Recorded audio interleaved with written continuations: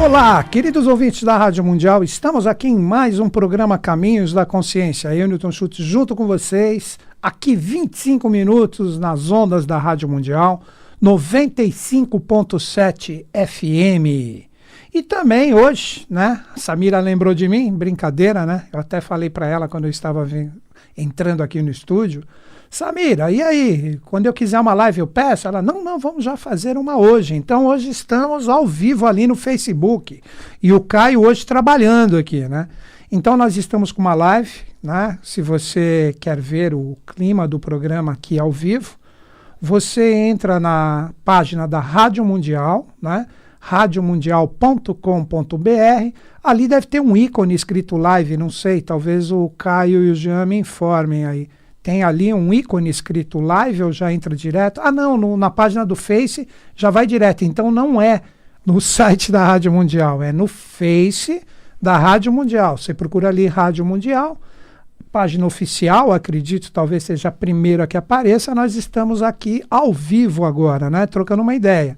Então, se você quiser conversar comigo, né? Se quiser deixar algum recado, algum toque, alguma coisinha, por favor, uma coisa que eu gostaria de pedir para os ouvintes, todos sabem disso, né? Que acompanham o meu programa. Eu não faço atendimentos pessoais. Existem os programas aqui que fazem isso, então espere que esses programas acontecerem. Aí você liga, manda mensagem no Face, dependendo de como será a interação desse programa que faz atendimentos. Eu sempre procuro aqui, com todo mundo que me acompanha, ter uma visão um pouco mais aberta, um pouco mais abrangente. Eu gosto do termo coletivo, né? Então, se você tiver alguma ideia voltada para este ponto, hoje eu vou falar do aniversário de São Paulo.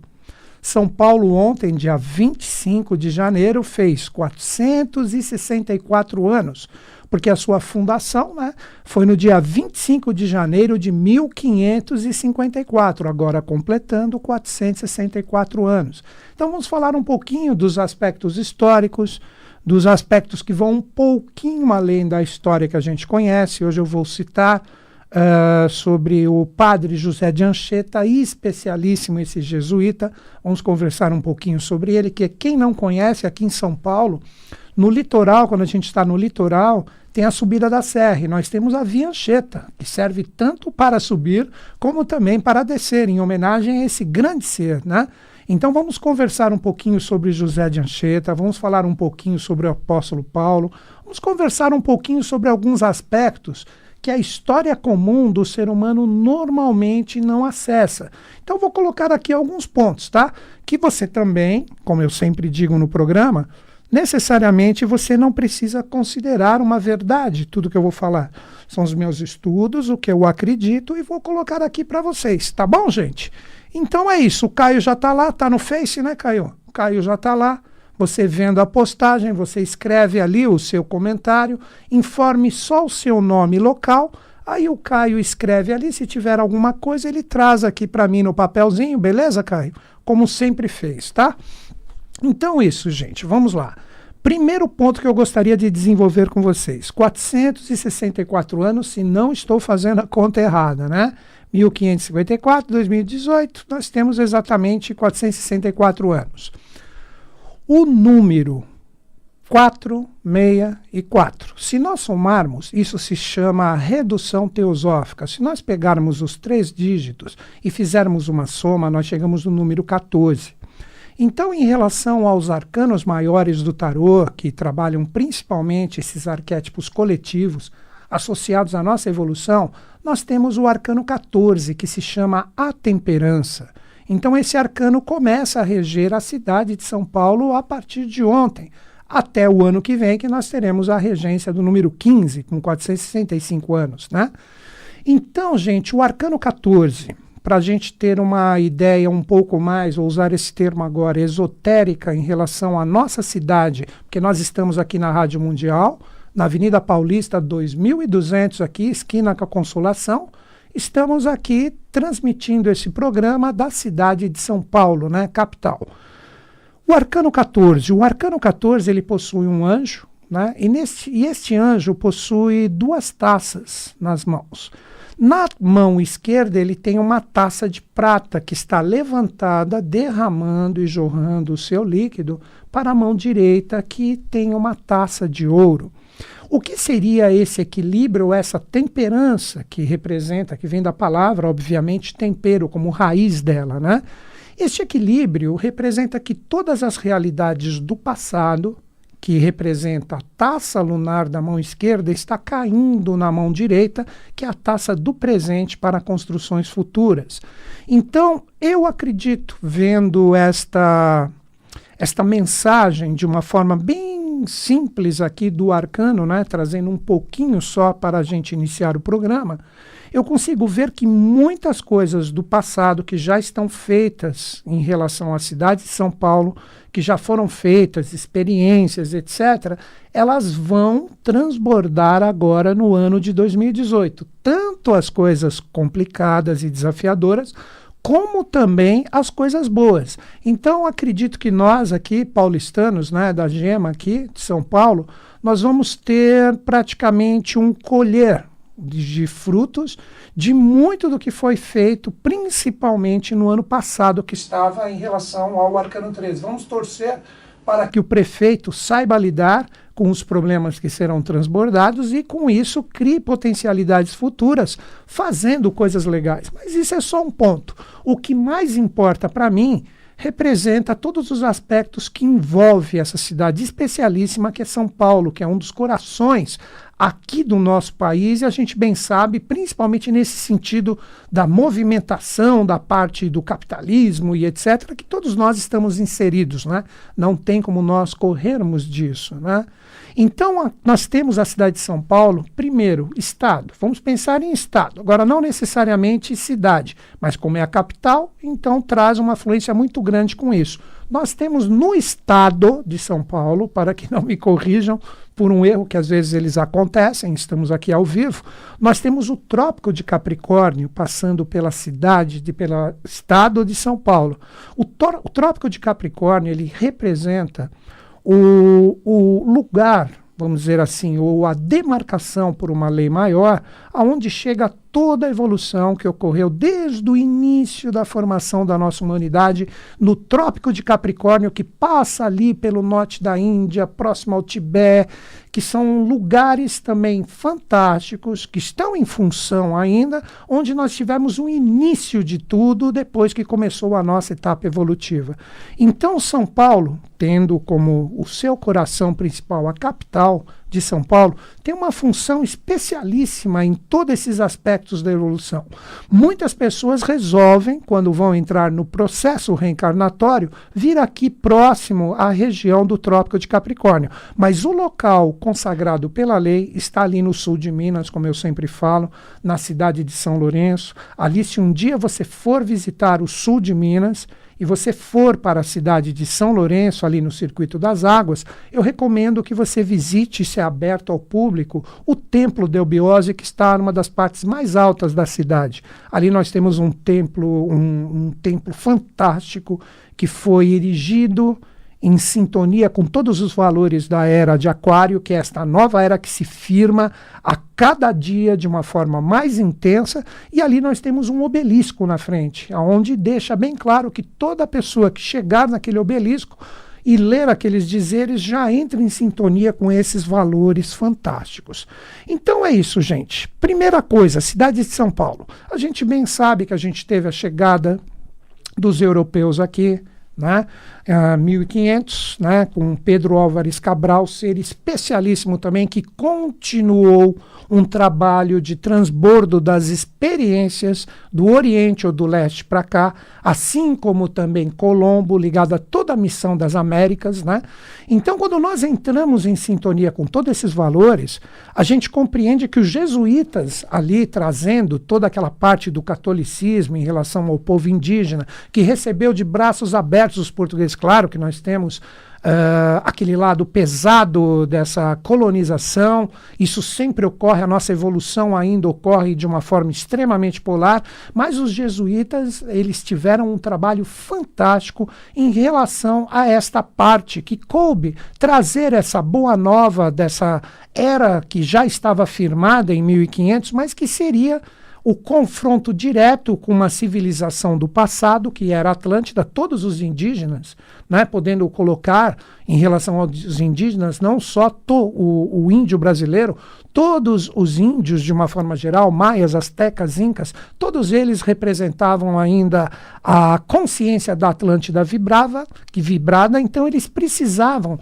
receber todos esses influxos de um novo contexto evolutivo que estava associado ao trabalho do Bodhisattva, que foi Cristo, né? Então José de Anchieta foi, podemos dizer, um mais especial, é minha visão pessoal, em relação a todo esse trabalho, conhecido como José de Ancor também, um ser assim de uma estirpe hierárquica que nós poderíamos dizer que ele representava um fragmento direto da consciência do anjo Micael.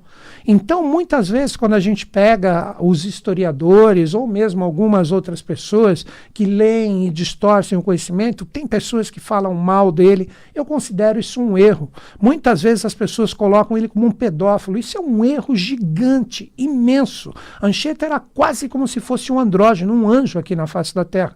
Ele chegou aqui, ele tinha 20 anos de idade, um garotinho mesmo.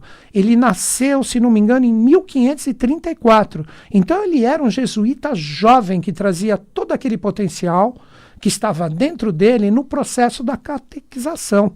Então, quando Anchieta chega aqui com toda essa energia amorosa, com essa energia fantástica, ele se defronta com um amor, principalmente com as crianças, a sementeira. Então, as pessoas às vezes distorcem isso. Por favor, eu peço às pessoas que estudem um pouco mais, que vejam os aspectos verdadeiros da história e saibam valorizar o trabalho fantástico desse ser que foi José de Anchieta, que representava, novamente afirmo aqui, um próprio fragmento não no sentido de reduzir tudo que ele representava, mas um fragmento desse anjo fantástico, que é o anjo Micael, como é conhecido nas tradições, né? Vários outros nomes poderiam ser atribuídos a ele. Quando nós falamos dos jesuítas, né, existe na história deles uma parte bem obscura, bem sombria, mas também existe um trabalho fantástico. Podemos citar também o padre Antônio Vieira, que muitas pessoas leram os livros dele, uma pessoa que também, através da linguagem do amor, conseguiu a sua iluminação, que foi a ascensão de Kundalini, e ele se torna o grande orador. Dizem os livros sagrados que ele teve como se fosse um estalo na cabeça, que foi a subida dessa energia, e com isso ele se torna o fantástico orador, que muitos conhecem. Se você não conhece, recomendo que você pesquise sobre ele, o padre Antônio Vieira. Então José de Anchieta, ele está totalmente ligado à fundação de São Paulo, sim.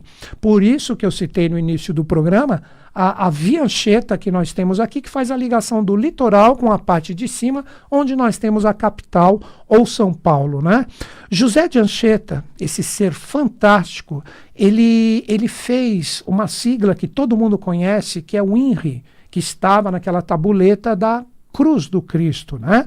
Mas ele fez o itinerário, ou esse INRI, que representa, na verdade, não aquela coisa de Jesus, rei dos judeus, não. Na verdade, o INRI, no aspecto oculto, representa Ignea Natura Renovare Íntegra, ou fogo da natureza renova tudo integralmente. E essa renovação, que seria essa boa nova que, através de todo o seu amor, José de Anchieta trouxe em relação a este ponto de contato direto com esta boa nova sendo transmitida para os nossos índios, nós temos o quê? Nós temos um INRI através dos locais que ele passou. Vamos falar um nome onde ele fez esse fogo renovador. Ele começa em Itaparica, Bahia, que é o I do INRI, depois ele foi para Niterói, depois ele foi para o Rio de Janeiro e ele terminou os seus dias em Itanhaém. Então, no nome dessas cidades, nós temos exatamente a sigla INRI, aonde este fogo renovador desse fantástico jesuíta, desse ser de hierarquia, ligado a todo esse trabalho do transbordo das energias do Oriente para o Ocidente, teve aqui em relação ao nosso Brasil. Mas nós precisamos compreender o seguinte: os portugueses não foram os primeiros a aportar aqui. Várias civilizações já passaram aqui, mas eu destaco uma que está ligada aos mistérios do Rio de Janeiro e à Pedra da Gávea, é o povo fenício. O povo fenício, praticamente 1000 anos antes de Cristo, o rei Badesir e os seus 2 filhos especiais e toda a sua corte, eles chegaram aqui no Rio de Janeiro. Então a Pedra da Gávea, muito da construção dela não é natural. Eles conheciam todos os mistérios. Os fenícios, assim como vários povos, eles tinham essa raiz da sabedoria da Atlântida. E o rei, que foi o rei que deu realmente o nome para o nosso país, e não o pau-brasil, foi o rei Badesir, que está escrito ali, as famosas inscrições da Pedra da Gávea, né? Ali tem a homenagem do rei Badesir e do seu primogênito Ietbaal, né? Então, várias civilizações já iniciaram, 1000 anos antes de Cristo, esse processo do que hoje eclode como o maior caldeamento racial em relação à história da humanidade. Aqui no Brasil nós temos tudo, e São Paulo, uma cidade que tem, né, estado também, por que não, um papel especialíssimo em relação a isso. Então, quando houve, né, todo esse transbordo das consciências trazidas pelos fenícios, depois Pedro Álvares Cabral, que também era um ser de uma estirpe hierárquica fantástica, a chegada dele aqui em 1500, então tudo isso representava o que seria o futuro que hoje eclode como o Brasil. Muitas pessoas, nesse momento pesado atual de transformação, vê o Brasil como uma coisa ruim. Isso é errôneo. O Brasil tem uma potencialidade que nenhum outro país do mundo tem. Nós temos todas as consciências circulando no nosso sangue. Sangue é consciência astral, é genética, é a força da hereditariedade. Então, todos nós aqui que nascemos com este mérito, nós vamos ver, isso não vai demorar muito, é que a gente quer a coisa imediata, isso já está acontecendo. As sombras sendo transformadas em luzes. E não estou falando de casos de ex-presidente, isso e aquilo, o meu programa sempre é partidário. Estou falando de uma forma totalmente coletiva. Então o nosso país, devagarzinho, vai ter as pessoas certas no local ali, porque existe uma lei, que é a lei divina e não a lei dos humanos, que olha para o nosso país, coloca seres especiais para que as coisas aqui aconteçam. E hoje nós termos consciência disso e valorizar estarmos aqui, eu acho que seria o primeiro ponto para a gente conseguir essa transformação. Vamos continuar então aqui em relação à fundação de São Paulo, colocar alguns aspectos históricos também em relação a isso.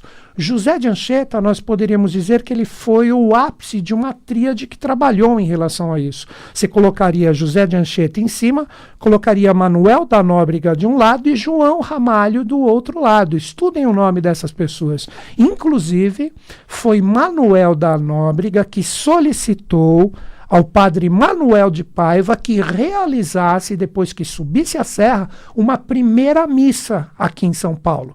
E esta primeira missa, né, é onde nós temos ali o centro de São Paulo, acredito eu, tudo é história, mas acredito que está tudo correto. Ali nós tivemos depois o famoso pátio do colégio, pesquise na internet, se você não é de São Paulo, normalmente o pessoal de São Paulo capital sabe, nós temos o pátio do colégio, nós temos a igreja. Então este padre, ele fez essa primeira missa a pedido de Manuel da Nóbrega, que era um ser fantástico em relação a tudo isso.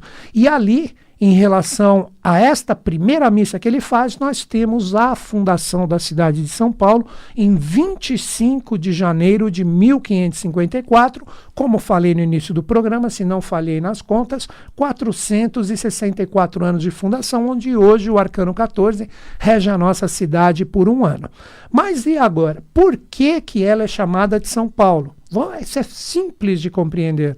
Esta data, 25 de janeiro, é colocada como o dia que nós tivemos a conversão do apóstolo Paulo. O apóstolo que não se defrontou diretamente com o Cristo, mas recebeu o Cristo de uma forma hiperfísica.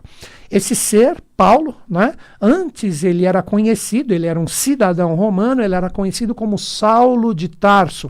Tarso, uma cidade que está hoje no sul ali da Turquia e que está bem próximo às 7 igrejas do Apocalipse. Então esse ser, quando ele reencarna, entra no jogo evolutivo, esse ser fantástico que foi Saulo de Tarso, hoje conhecido como apóstolo Paulo, um dos oradores de maior proeminência em relação ao trabalho do Cristo, no início, ele não tinha a consciência do mestre dele, que era Cristo, em relação ao que ele fazia como trabalho. Ele perseguia os cristãos como todo cidadão romano. E ele era um cidadão de proeminência.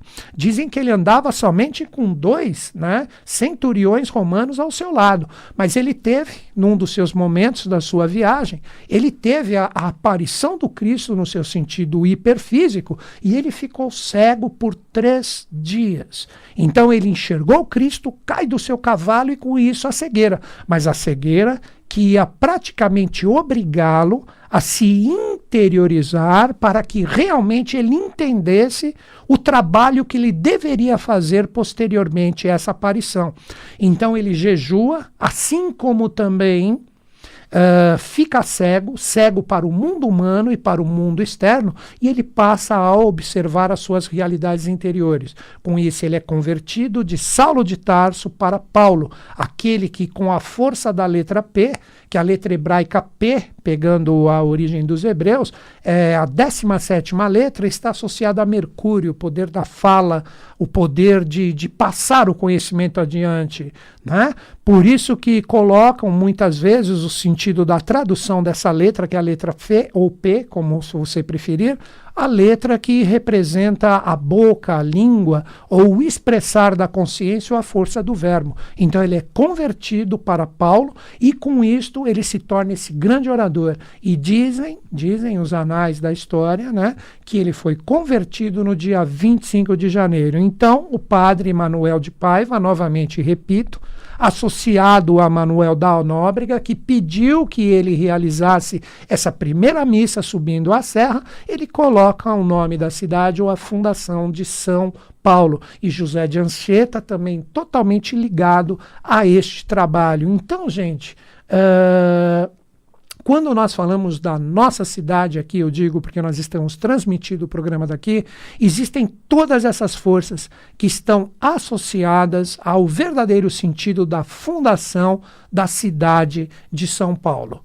Então, queridos ouvintes, se você entrou em sintonia comigo, se você falou assim, poxa, o Newton Schultz falou umas coisas legais, da onde ele bebeu essa fonte? Eu sou um mero transmissor, que através da minha possibilidade eu coloco aqui para vocês a minha visão, e com isso eu faço com que você tenha a possibilidade de dizer, o Caio ia trazer os papéis agora. Não dá, Caio, o programa tem 1 minuto, né, Jean? Não dá. Então agradeço você que prestigiou meu programa também ali com esta live que foi feita ali no Facebook. Mas finalizando, eu sou somente um mero transmissor da forma como eu entendo a fonte que eu bebo. Você quer beber da fonte? Eu sempre divulgo e sempre divulgarei a Sociedade Brasileira de Eubiose hoje como um caminho para você acessar diretamente esse conhecimento. Eu vou passar um e-mail que, se você quiser fazer a iniciação da eubiose comigo, eu serei o instrutor aqui em São Paulo, capital, no dia 27 de março, será feito sempre às terças-feiras, às 20 horas, iniciando dia 27 de março, mas faça a sua inscrição. As 3 primeiras aulas não possuem custo algum. Se você sintonizar com o conhecimento que nós vamos trocar juntos ali, a partir da 4ª aula você tem uma contribuição muito pequena que você terá que fazer, e ela é mensal. A Sociedade Brasileira de Eubiose não tem fins lucrativos. Você quer mais informações ou fazer a sua inscrição nessa iniciação da eubiose comigo, dia 27 de março, vai ser no departamento Lacerda Franco, próximo à aclimação. Escreva para este e-mail, lacerdafranco@eubiose.com.br. Repetindo, lacerdafranco@eubiose.com.br. Ou se não, escreve para a minha equipe, que eles te auxiliam, equipe@newtonschutz.com.br. Ali você pode fazer a iniciação online. Eles podem indicar você independente de onde você estiver no mundo. Existem vários departamentos no Brasil, aqui em São Paulo, em todas as regiões. Então escreve para a minha equipe também, equipe@newtonschutz.com.br. Ou se não, se quiser fazer a inscrição direta, escreva para lacerdafranco@eubiose.com.br, informe o que você quer fazer. O peregrino, é assim que se fala, comigo, Newton Schultz, no departamento Lacerda Franco, Aclimação São Paulo, dia 27 de março. lacerdafranco@eubiose.com.br. É isso aí, queridos ouvintes. Agradeço de mente e coração você que ficou em sintonia comigo. Agradeço o Caio, agradeço o Jean, agradeço a Samira pelo live. Espero ter contribuído alguma coisa com vocês. Um grande e fraterno abraço. Que os Budas da Era de Aquário estejam em sintonia conosco, com o Brasil e com o mundo. E eles estão. Até o próximo programa.